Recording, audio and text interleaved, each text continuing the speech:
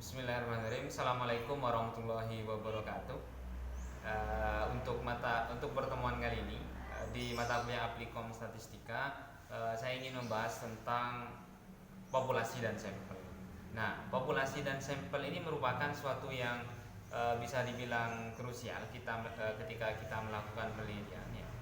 Jangan sampai ya ketika ujian di beberapa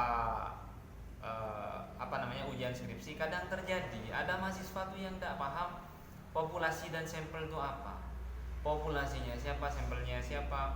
Nah, itu tidak paham ya. Nah, sebenarnya ya sampel ini ya sampel dan populasi ini ada kaitannya dengan objek yang ingin kalian teliti seperti itu. Nah, saya contohkan di konsentrasi pemasaran ya. Kalau di konsentrasi pemasaran misalkan kalian ingin meneliti tentang objeknya itu PTX misalkan, PTX. Nah, di situ populasinya siapa?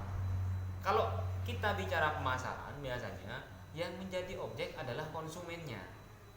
Seperti itu. Konsumen dari PTX yang membeli produk-produk dari PTX. Nah, populasinya itu konsumen ya. Nah, terkadang yang namanya populasi ini ada datanya, terkadang ada, tapi seringkali bahkan datanya itu tidak ada. Saya contohkan data yang konsumen tadi. Kalau data populasi, misalkan populasi petani, jumlah peternak, jumlah guru misalkan, itu ada datanya, bisa dicari misalkan. Nah, tapi untuk data-data tertentu kadang susah atau tidak ada datanya. Contohnya data konsumen. Misalkan orang yang beli produk dari PT X tadi, itu biasanya jumlahnya ada ketahuan, ada berapa orang yang beli, konsumennya ada berapa orang. Nah, seperti itu. Nah, biasanya untuk yang kasus seperti itu, maka di populasi itu tidak ada jumlah populasinya seperti itu. Populasinya cukup disebut dengan konsumen dari PTX seperti itu. Nah, beda halnya kalau misalkan ada angkanya, ada jumlahnya, itu bisa dicantumkan di populasi. Nah, kemudian sampel itu apa sih? Nah, ini yang menarik ya.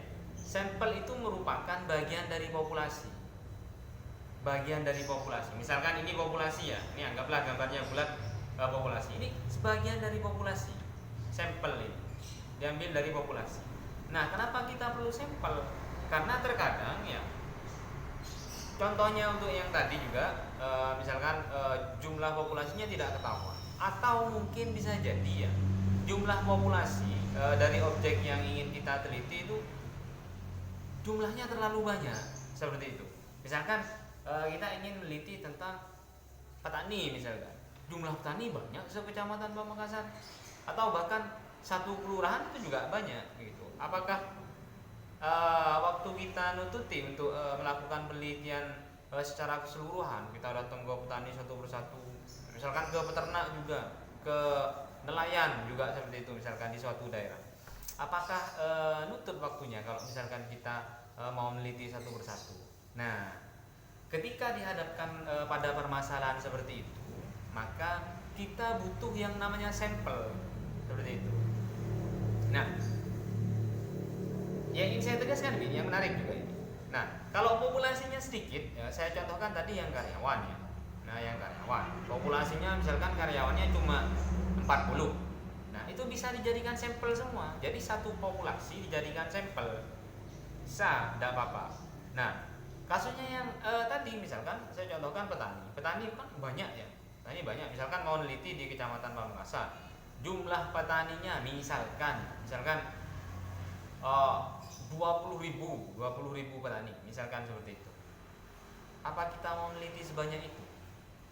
Ya, kan tidak juga.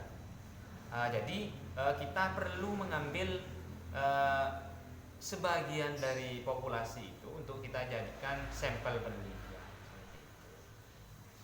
Nah, karena kalau misalkan kita ngambil semua ya 20.000 petani misalkan mau diteliti semua, itu bisa kita membutuhkan banyak biaya, membutuhkan banyak waktu dan lain-lainnya. Sementara untuk pengerjaan skripsi atau masa studi kita itu bisa dibilang terbatas. Jadi istilahnya kita dikejar waktu dan kemudian keterbatasan biaya dan banyak hal yang lain atau alasan-alasan yang lain sehingga perlu adanya sampel seperti itu. Ya. Saya rasa sementara itu ya saya rasa cukup. Kalau ada yang mau ditanyakan silakan. Tapi ingin saya tambahkan sedikit, sebenarnya jenis-jenis sampling itu macam-macam ya. Ada istilah purposive sampling, ada accidental sampling seperti itu. Nah, yang sering dipakai kalau di jurusan kita selama saya nguji skripsi itu biasanya accidental sampling. Saya contohkan misalkan yang tadi penelitian pemasaran, kita menemui konsumen, misalkan saya contohkan pernah ada yang meneliti di konsumen Indomaret misalkan. Jadi mahasiswa itu pergi ke Indomaret, dia cari konsumen yang beli ke Indomaret, kemudian dikasih biasanya angket atau angket daftar pertanyaan yang menjadi dasar penelitian mereka. Dia kasih ke konsumen seperti itu. Nah, caranya seperti apa? Pokoknya siapa yang datang, siapa yang beli, dia kasih angket itu. Itu namanya accidental sampling, istilahnya seperti itu. Nah, sementara kalau yang purposive, misalkan ya, kita masih ada apa istilahnya? Kita bagi, misalkan ya, misalkan berdasarkan kelompok umur atau berdasarkan pendapatan, jumlah pendapatannya, berdasarkan pekerjaannya, misalkan dibagi rata, misalkan yang yang umur dari di bawah 20 misalkan berapa, yang 21 sampai 40 berapa, dan kemudian 41 ke atas berapa, misalkan seperti itu. Jadi istilahnya ya kita melakukan sampling dengan menggunakan kategori-kategori. Nah, masih banyak lagi sebenarnya jenis-jenis sampling yang bisa kita pelajari, bisa kita lanjutkan di grup atau chat pribadi. Silahkan tanya-tanya ke saya kalau ada yang ingin ditanyakan. Saya rasa cukup ya untuk pertemuan kali ini. Kurang lebihnya mohon maaf. Kita lanjut di medsos saja, di WA atau semacamnya, bisa ketemu saya langsung, tapi juga dengan tentunya memenuhi protokol kesehatan yang sudah ditentukan.